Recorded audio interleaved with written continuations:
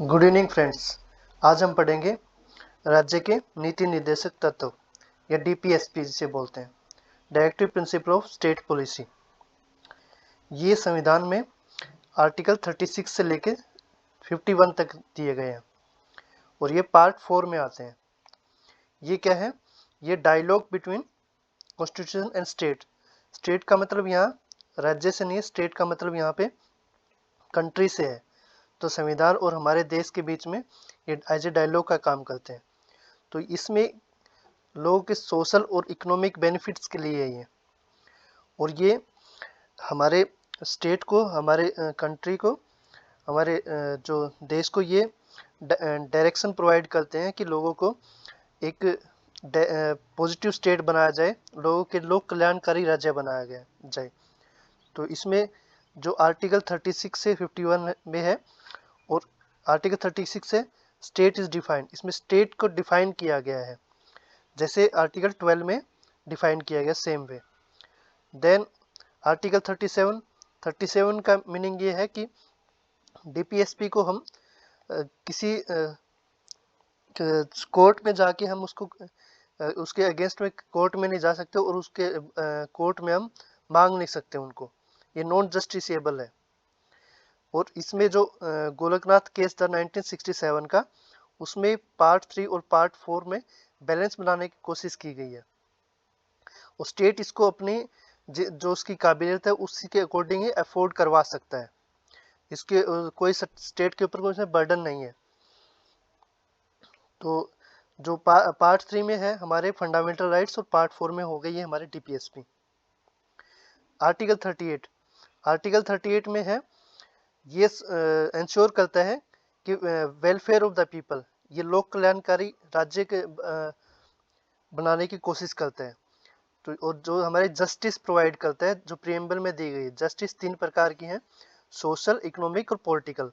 ये तीनों justice provide करवाने की कोशिश की जाती है।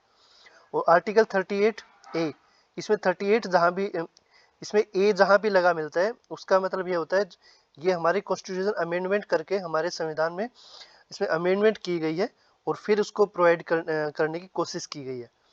तो ये हमारी 44th कॉन्स्टिट्यूशन अमेंडमेंट थी 1978 की। इसमें जो इकोनॉमिक इनकम की जो इनक्वालिटी थी उसको रिड्यूस करने की कोशिश की जाती है। आर्टिकल 39 में क्या है, जो सबको समानता का रोजगार प्रोवाइड करने की, इक्वल अपॉर्चुनिटी प्रोवाइड करने की कोशिश की जाती है, चाहे वो मैन हो चाहे वुमेन हो, विदाउट कास्ट एंड डिस्क्रिमिनेशन। और सबको इक्वल पे और इक्वल वर्क होना चाहिए, समान काम समान वेतन का प्रोवाइड करने की कोशिश की जाती है। और जो चिल्ड्रन है उनको जैसे किसी हैजार्डियस जॉब से बचाने की, एक्सप्लोइटेशन से बचाने की कोशिश की जाती है आर्टिकल 39 में। और आर्टिकल 39 ए है, ये अमेंडमेंट करके ऐड किया गया, free and fair legal aid. ये लीगल एड जो कानूनी सहायता फ्री और फेयर होनी चाहिए, ये ऐड किया गया। ये अमेंडमेंट थी, 42nd अमेंडमेंट थी 1976 की। आर्टिकल 40 का ये दिया गया ग्राम पंचायत फॉर्म करने के लिए। तो ग्राम पंचायत हमारी 73rd कॉन्स्टिट्यूशन अमेंडमेंट में 1991 में हमारे फॉर्म की गई। आर्टिकल 41 में ये बोला गया है कि इसमें असिस्टेंस मतलब सहायता प्रोवाइड की जाएगी लोगों के एम्प्लॉयमेंट में, एजुकेशन में, इलनेस में, या ओल्ड एज पर्सन होंगे उनके लिए सहायता स्टेट प्रोवाइड करेगा। Article 42, just in human condition in, मतलब कि जो काम करने की जो जगह होती है वहाँ पे जो वर्किंग कंडीशन होनी चाहिए वो अच्छी कंडीशन प्रोवाइड होनी चाहिए। मैटरनिटी रिलीफ, जो भी मतलब कि प्रेगनेंसी के बाद जो भी होगा मैटरनिटी रिलीफ प्रोवाइड किया जाएगा। आर्टिकल 43 ये स्टेट को डायरेक्शन देता है कि लोगों को उनकी वेजेस जो होती है, उनकी आजीविका के साधन जो है उनको प्रोवाइड किए जाएंगे। और कॉटेज इंडस्ट्रीज होती है, जो कुटीर उद्योग है, उनमें प्रोत्साहन दिया जाएगा। आर्टिकल 43 ए, 43A ये बाद में ऐड किया गया है 42 अमेंडमेंट में 1976 में। तो इसमें बोला गया है कि जो हमारे उद्योग है उसमें जो इंडस्ट्रीज है उनमें वर्कर्स, जो कर्मचारी या वर्कर्स होंगे, उनका भागीदारी की जाएगी। आर्टिकल 43B ये 2011 में 97th कॉन्स्टिट्यूशन अमेंडमेंट में कोऑपरेटिव सोसाइटीज को ऐड किया गया था। Article 44 uniform civil code. Uniform civil code जो है ये हमारे देश में समान सबके लिए समान कानून होना चाहिए, ऐसा गोवा और उत्तराखंड में अभी लागू किया जा चुका है।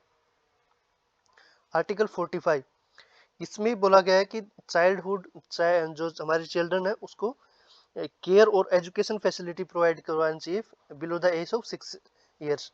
तो इस आर्टिकल को हमने 86 कॉन्स्टिट्यूशनल अमेंडमेंट की गई 2002 में, तो इसको हमारे स्टेट में प्रोवाइड करने की कोशिश की। आर्टिकल 46 इसमें बोला गया है कि एजुकेशन और इकोनॉमिक इंटरेस्ट जो हमारे वीकर सेक्शन हुए SC एंड ST को उसके एजुकेशन और इकोनॉमिक उनकी सहायता की जाएगी। नेक्स्ट है आर्टिकल 47। आर्टिकल 47 में क्या है, लोगों का लिविंग स्टैंडर्ड इंप्रूव करना, उनको न्यूट्रिशन देना, और जो हार्मफुल है इंटॉक्सिकेटिंग ड्रग्स होंगे या ड्रिंक्स होंगी उनको रिमूव करना। आर्टिकल 48 में बोला गया है कि हमारे एग्रीकल्चर और एनिमल हस्बेंड्री जो हमारे पशुपालन है उसको मॉडर्नाइज और साइंटिफिक तरीके से उसमें इम्प्रूवमेंट लाना। तो और एक और बोला गया इसमें जो हमारे काउज जो हमारे गाय और मिल्क एनिमल्स जो दूध देने वाले एनिमल्स हैं उनको वध के ऊपर, उनके स्लॉटर के ऊपर रोक लगाना। और 48A ये इम्प्रूवमेंट करने के लिए एक और आर्टिकल ऐड किया गया है, अमेंडमेंट की गई, ये भी 42nd अमेंडमेंट थी। इसमें बोला गया है कि जो इन्वायरमेंट को और फॉरेस्ट को हमारे प्रोटेक्ट करना।